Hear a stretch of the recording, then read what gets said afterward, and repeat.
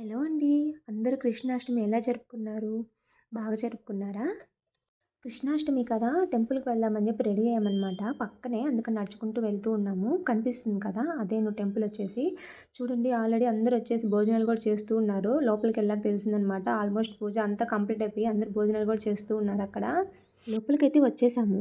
దర్శనం అయితే చాలా బాగా జరిగిందనమాట. ఇంకా కృష్ణుని కూడా చాలా బాగా అలంకరించున్నారు.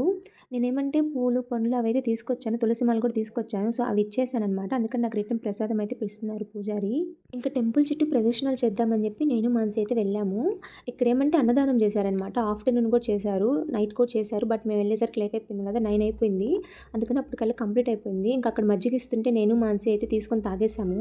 యాక్చువల్లీ మా హస్బెండ్ కోసం వెయిట్ చేశాను చాలా సేపు. ఎంతసేపు చూసినా రాకపోయేసరికి ఇంక పక్కనే కదా అనేసి మేమిద్దరం నడుచుకుంటా వచ్చేసాము. దర్శనం అంతా కంప్లీట్ చేసుకొని ఇంక రిటర్న్ అయ్యామనమాట.